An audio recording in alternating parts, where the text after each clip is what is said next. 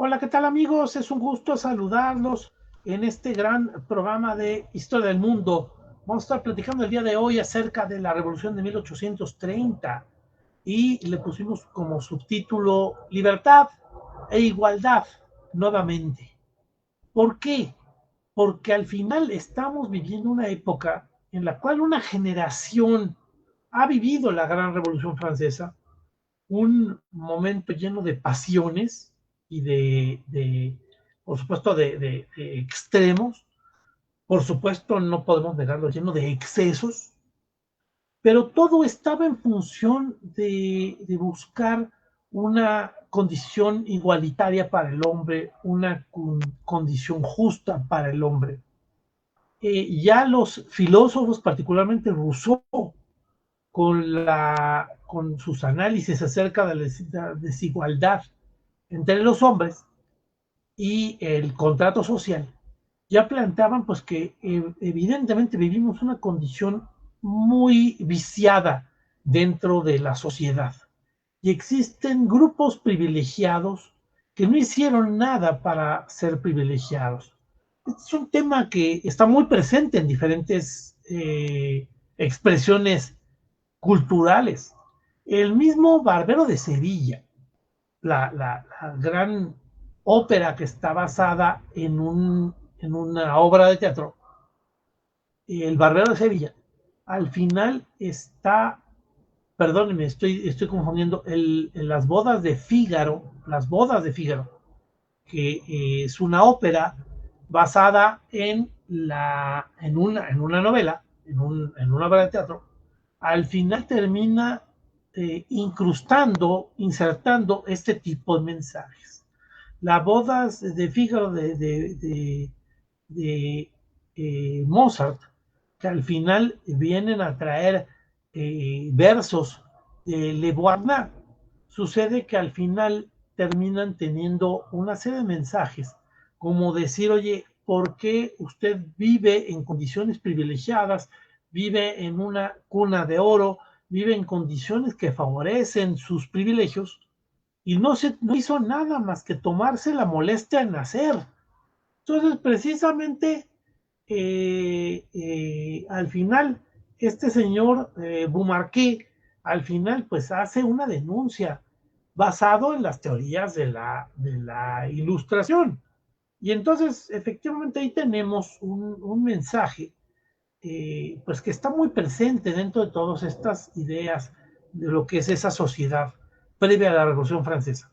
La Revolución Francesa va a explotar todas estas condiciones y al final va a haber reclamos de todo tipo, reclamos que quieren regresar al antiguo régimen, que creían que todo estaba bien, reclamos de quienes quieren hacer cambios, pero los quieren hacer de una manera muy moderada para que no afecten a todos, para que sea un cambio gradual, para que sea un cambio tranquilo. Y gente que termina diciendo, no, que cambio tranquilo, no existe ninguna clase de cambio tranquilo. El cambio tranquilo es mantener los privilegios, es simular, es una hipocresía. Lo que se necesita es una radicalización de los modelos de igualdad, radicalización de los modelos de injusticia, vamos, radicalización del rechazo a los modelos de injusticia, radicalización de una postura política democrática, en la cual toda la sociedad tiene mucho que decir, todos los participantes de la sociedad. Esto va a pasar por el periodo de Napoleón Bonaparte. Napoleón Bonaparte va a tener la inteligencia de moderar el discurso y poner en práctica algunas ideas revolucionarias, sobre todo la Constitución. Acuérdense que la Revolución Francesa buscaba inicialmente que el rey y el poder se sometieran a la ley y la ley fuera elaborada por un grupo legislativo y así lograr una división de poderes. Precisamente esa ha sido una iniciativa que ha venido prácticamente 100 años armándose. Y finalmente, bueno, pues la Revolución Francesa va a terminar destruyéndose con la caída de Napoleón. Napoleón sí logró poner códigos de derecho, sí logró poner leyes que ordenaran la sociedad, sí logró modernizar muchos esquemas, como un esquema educativo, como un esquema financiero, como un esquema procesal. Pero bueno, pues al final termina siendo Napoleón destruido. En 1815, con la batalla de Waterloo, él va a terminar perdiendo. Y bueno, pues al final se va a reunir lo que sería el Congreso de Viena para restaurar todo el orden anterior y para poder destruir toda iniciativa de revolución. Las revoluciones no pueden volver a presentarse, pero al final vean a la gente que está ahí presente como si estos fueran gente que tuviera la autoridad moral para definir si la revolución debe proceder o no debe proceder.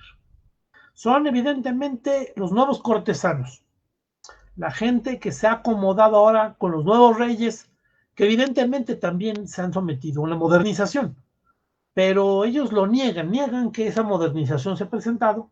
Y por supuesto tenemos aquí a diferentes personajes haciendo una serie de discursos para que todo aquello que representara una condición de progreso, de mejora, de justicia, libertad, de igualdad, se viniera para atrás y regresáramos al modelo anterior, cosa que es imposible. Entonces, precisamente bajo esta condición es que se presenta la Revolución de 1830. Una revolución en la cual participan todos estos personajes que han vivido su vida, no está muy alejada de la Revolución Francesa. Algunos participantes van a ser protagonistas de la nueva revolución de 1830. Y bueno, pues al final la idea es que estos personajes van a defender a la monarquía, pero también las monarquías europeas también son traidoras con ese principio. No quieren revoluciones a menos que les convenga, que les venga a conveniencia, que les convenga.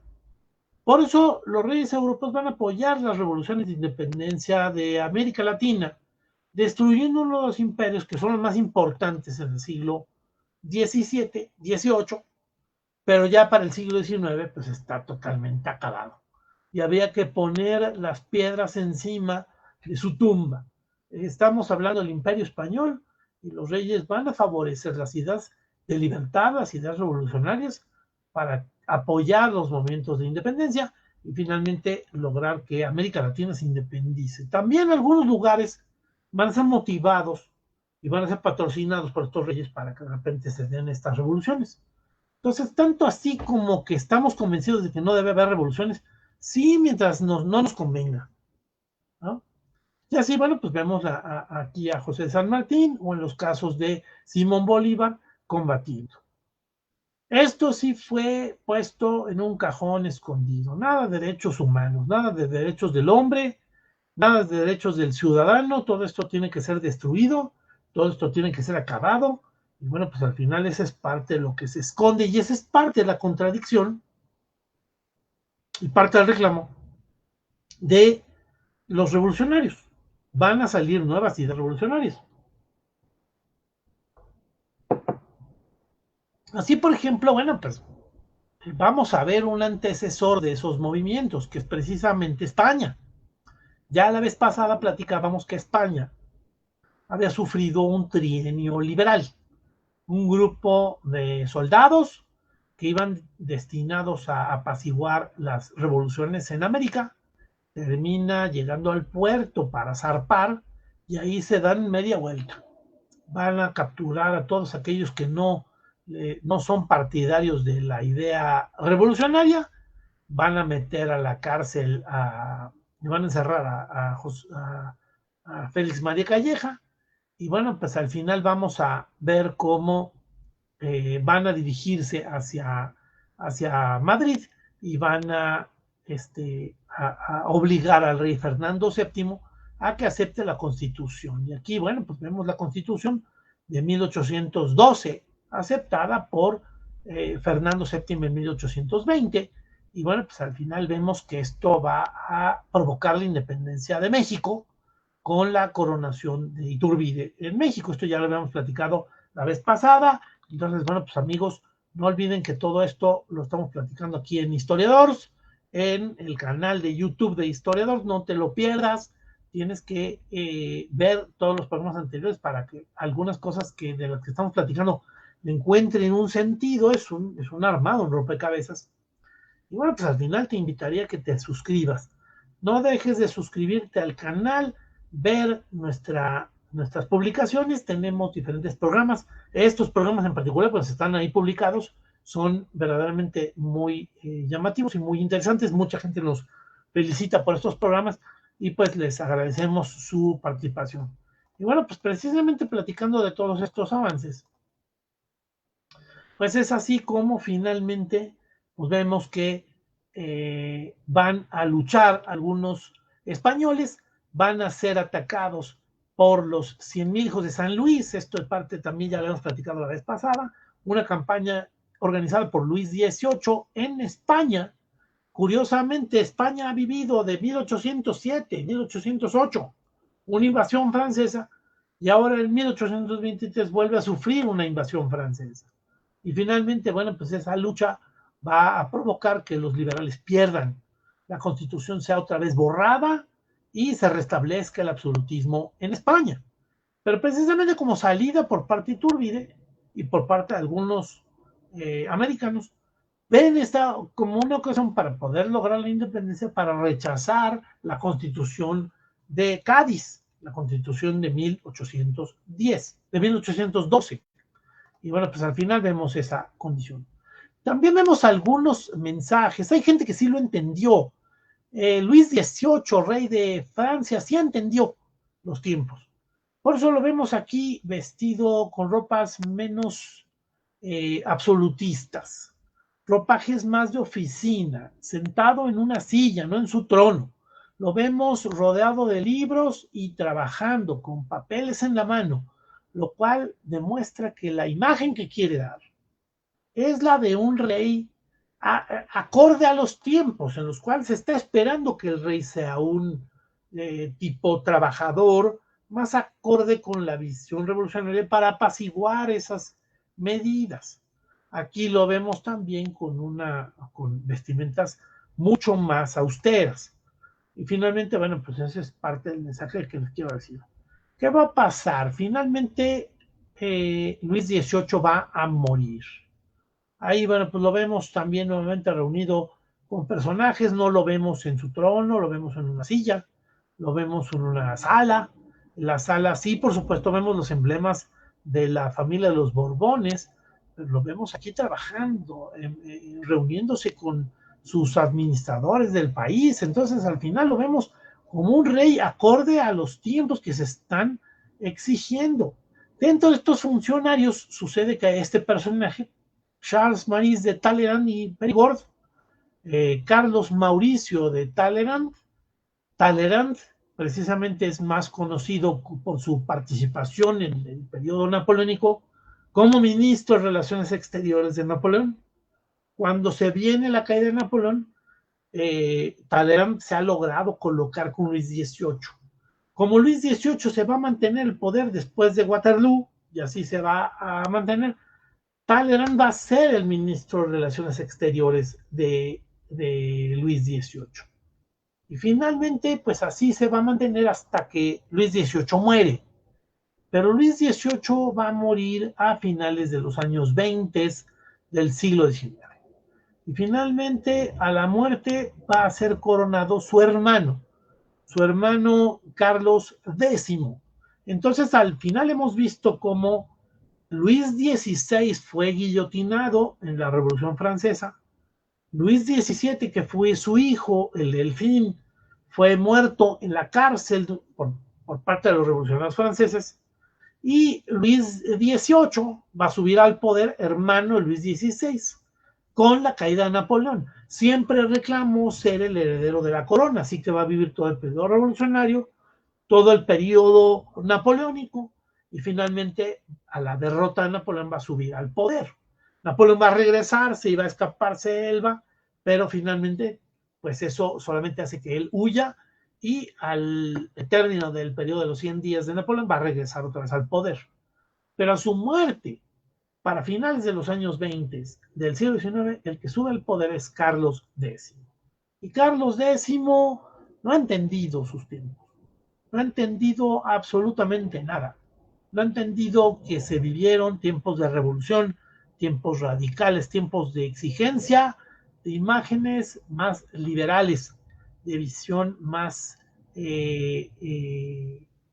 compartida con la sociedad, más acorde con la sociedad. Entonces vemos imágenes como esta, soldados que tienen cetros, vestimentas de seda con hilo de oro, imágenes suntuosas, candelabros, columnas doradas, un trono para Luis XVIII y por supuesto ahí la presencia de la iglesia avalando todo esto, el clero siempre acorde con estas condiciones, al final terminan alabando, festejando y viendo cómo esto es lo que al final estos personajes han terminado de dejar de entender. Han terminado de no entender por qué hubo una revolución en Francia. Porque al final fueron derrotados y fueron exiliados. Y finalmente con este regreso de estas condiciones, pues es que no entienden.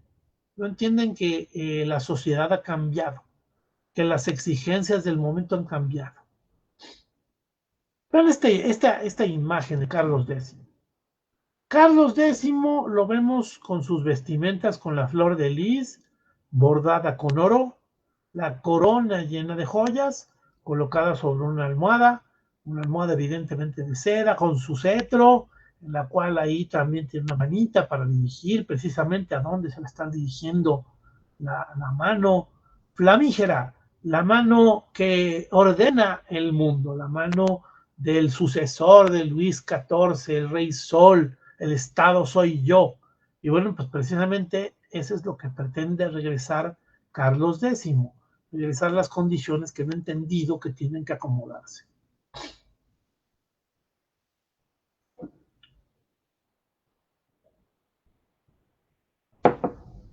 Carlos X va a ser víctima de esa torpeza. Y las primeras medidas van a tratar de hacer un regreso todavía más radical a las condiciones previas a la Revolución Francesa a finales de los años 20 de 1800. Entonces al final vemos cómo esto es un craso error, va a ser un motivador, va a ser un provocador. Y además la generación ha cambiado, la generación ha sido aquella que ahora nuevamente ha considerado a Napoleón con sus leyendas. Todo esto ha sido parte de un proceso en el cual tal vez involuntario, pero Napoleón terminaba siendo un personaje, una sombra que vivía encima de estos reyes.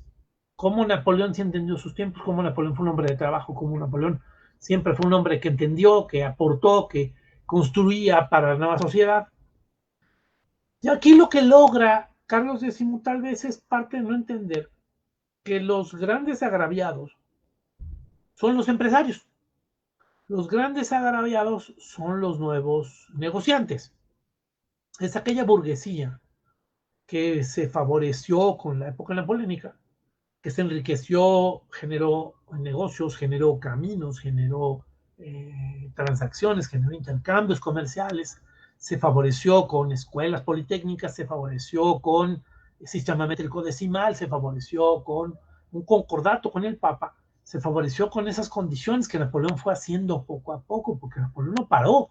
Cada momento hacía una labor nueva, es algo increíble, cada momento era una demostración de aportaciones para su sociedad para que saliera adelante con la empresa, con el negocio, con los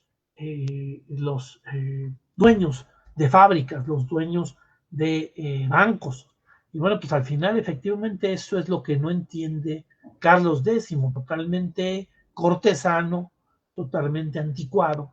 Y bueno, pues precisamente van a ser aquellos, vean, esta es otra imagen de un Carlos X con su corona, ahí vemos nuevamente el cetro con la manita, lo cual va a provocar que la gente salga a las calles. La gente va a salir a las calles en julio de 1830. Van a salir otra vez con las banderas tricolores, las banderas del azul, blanco y rojo de la Revolución, aquellas que Napoleón sí terminó incluyendo dentro de sus grupos de demostración. Y por supuesto vemos en la calle las protestas. Estas protestas van a presentarse en julio y van a durar 3 días. 3 días en los cuales las protestas van junto con barricadas, van junto con piedras que van sacando de la calle, muebles, y se van poniendo barricadas en las calles precisamente a la hora de hacer una protesta. Tiene que destruirse ese régimen. Ese régimen es anticuado. Ese régimen rechazó la ley. Ese régimen rechazó la división de poderes. Ese régimen rechazó la representación popular. Ese régimen representó, lo que hizo fue destruir todos aquellos logros de libertad que se habían logrado en la Revolución Francesa. Y entre los personajes que están aquí presentes, dentro de todas las protestas, va a estar Talleyrand. Talleyrand va a sumarse a los rebeldes, al igual que otro personaje que nombramos hacía ya varios programas y varios momentos. Hablamos del Marqués de Lafayette. El Marqués de Lafayette es un héroe de la independencia de los Estados Unidos. Comandó al ejército francés en la independencia de los Estados Unidos en 1776. Ahorita estamos en 1830, es decir, 54 años después. Pero sucede que sigue aquí presente, muy activo, el Marqués de Lafayette. El Marqués de Lafayette había participado en los Estados Generales y salvó al rey, no sé si recordarán, para ello los invitamos a que vean el programa de la Revolución Francesa, de cuando las revueltas empiezan a perder el control y el pueblo toma el poder. En la Revolución Francesa, de repente, el pueblo de París va a tomar el Palacio de Versalles, en la Revolución Francesa, la Gran Revolución Francesa. Y cuando se meten, matan a los guardias suizos que están ahí presentes. Y finalmente van a meterse al palacio. Quien llega a apaciguar esa condición y que al final evita que maten a los reyes en 1789, las jornadas de octubre, va a ser el Marqués de Lafayette, que va a ser muy popular y que va a estar aceptado por parte del pueblo. Pero conforme la revolución de repente se radicaliza y empieza a tomarse medidas cada vez más atroces en contra de los privilegios, en contra de los derechos señoriales, los privilegios personales, en contra del feudalismo, finalmente el Marqués de Lafayette va a terminar huyendo a Austria, va a ser encarcelado y finalmente ahí va a pasar algunos años muy alejado de Francia. Todo el periodo napoleónico pues va a estar fuera de Francia. Pero sucede que en la revolución de 1830, esta revolución ahora, sucede que el Marqués de Lafayette vuelve a aparecer. Y vuelve a aparecer como un personaje que quiere tomar un liderazgo político. ¿Por qué? Porque al final consideran que parte del triunfo de esta revolución es que tenga un programa, que tenga un proyecto. ¿Qué es lo que vamos a lograr si logramos tirar al gobierno y qué es lo que exigimos? Pues lo que exigimos es una monarquía constitucional con un parlamento, con un grupo de representantes y con un poder judicial que al final logre consolidar ese modelo de división de poderes. Ya lo vivimos todo el periodo napoleónico. Ya vivimos una constitución que es respetada, las leyes que son respetadas, elaboradas por representantes del pueblo, que sería un gran logro, porque aquí no debemos de pensar, no debemos de dejar de decir que Napoleón, la verdad es que sí fue un personaje muy personalista. Evidentemente su modelo no es nada democrático, prácticamente es el origen de las dictaduras militares de la Edad Moderna. Pero Napoleón va a tener todo el cuidado de darle un orden legal a su gobierno. Entonces, al final, eso es lo que reclaman. Sí se reclama una constitución. Carlos X va a terminar abdicando, va a terminar huyendo después de estas revueltas. Aquí vemos parte de los enfrentamientos que se dan en el río Sena, en donde están enfrentamientos en un puente. De un lado están los monárquicos absolutistas y del otro están algunos personajes que defienden que caiga la monarquía absoluta y que se establezca una constitución. que se establezca un parlamento, que se establezca la división de poderes, que se establezcan las libertades de la gente. Y finalmente, bueno, pues vemos que esto va a terminar teniendo un impacto enorme. El impacto que logra la revolución de 1830 es prácticamente la consolidación de la idea de revolución. Si el pueblo francés logró volver a destruir a la monarquía absoluta y volvió a establecer una monarquía constitucional, si logró rescatar y volver a poner en el imaginario de la gente la visión de lo que es la revolución, la visión de lo que es las revoluciones, la idea de revolución, la idea de libertad, la idea de justicia, la idea de igualdad. Al final es precisamente la revolución de 1830 la que lo consolida. Ese imaginario que nosotros al final terminamos teniendo la Revolución Francesa llena de principios de libertad que embriagan a los jóvenes, esas juventudes tomando las calles, reclamando su representación, reclamando su espacio, reclamando que se cumplan las leyes, reclamando que no haya privilegios. Pues al final es precisamente esa la idea de revolución.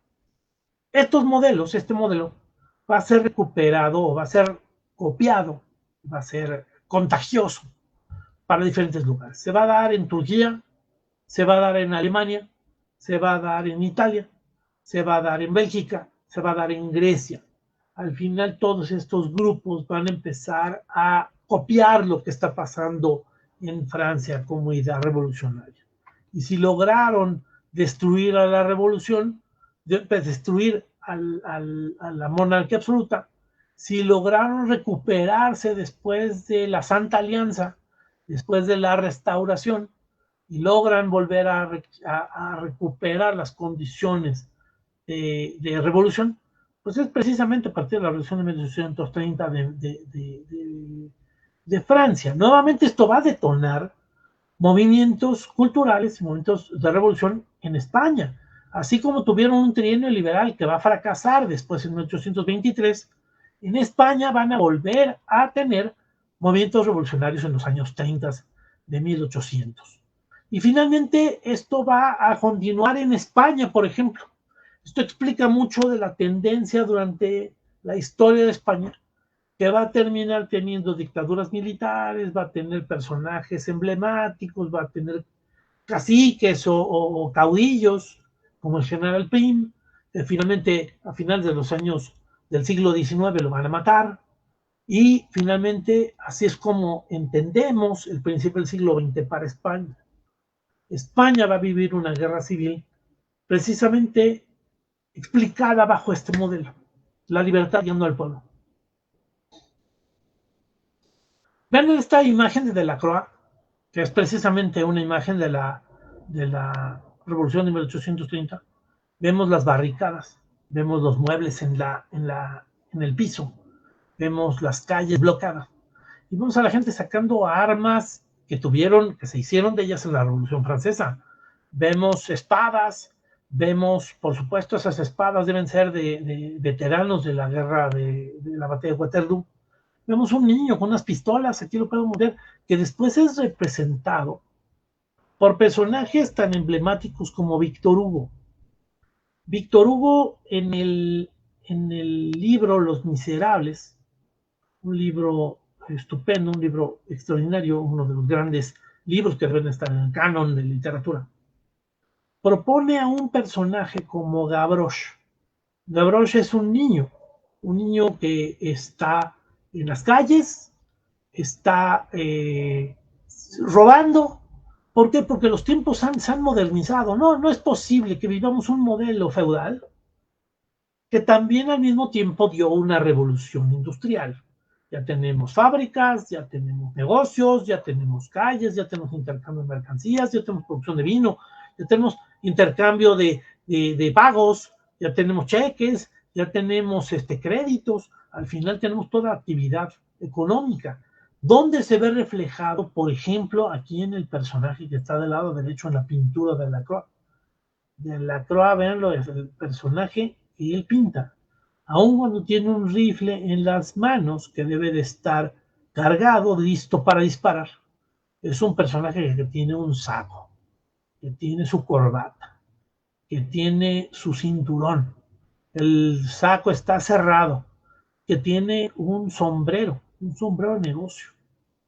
Precisamente le está incomodando, le está, por decirlo de manera tranquila, le está estorbando, le está provocando que haya gente privilegiada que siga viviendo de su condición feudal medieval.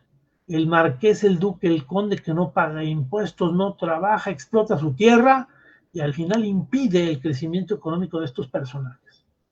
O el niño que decíamos, el Gavroche, está en las calles como un niño víctima de esta revolución industrial.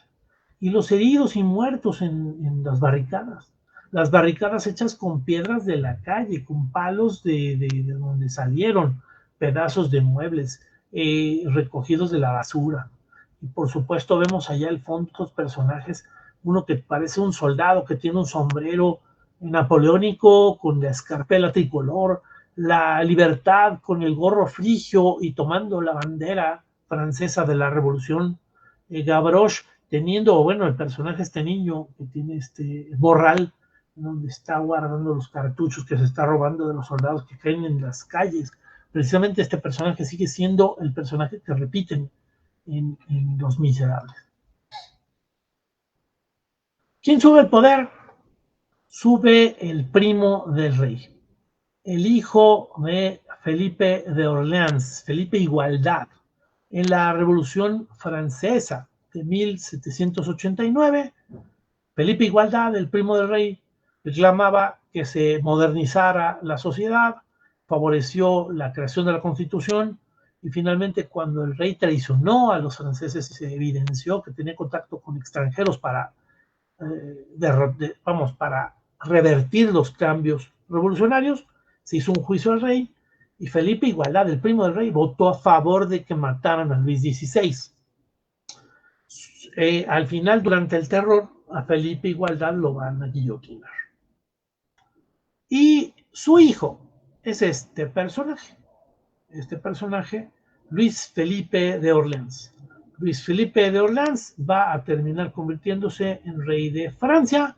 Por supuesto que al final este es parte del proyecto de un Talleyrand, de un Lafayette, de personajes que saben manejar la política y que aprovechan las revueltas para colocar aquí a un rey que va a explotar el mito revolucionario.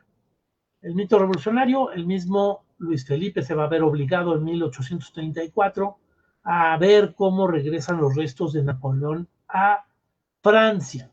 Y va a ser la tumba de Napoleón y va a ser recibido con todos los honores, porque él quiere mostrarse más como heredero de la revolución y más como heredero de Napoleón que como un heredero de la monarquía. Esta monarquía va a durar en el poder desde 1830 hasta 1848. Es decir, Luis Felipe va a gobernar México, va a gobernar Francia, perdón. Luis Felipe va a gobernar Francia durante 18 años.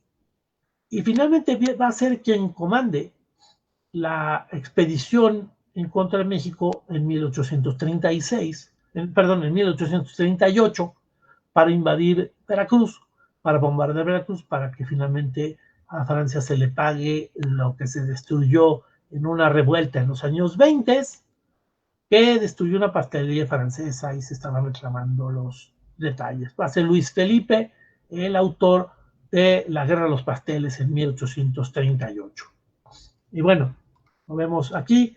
Y bueno, pues con esto, amigos, es con lo que llegamos a la revolución de 1830.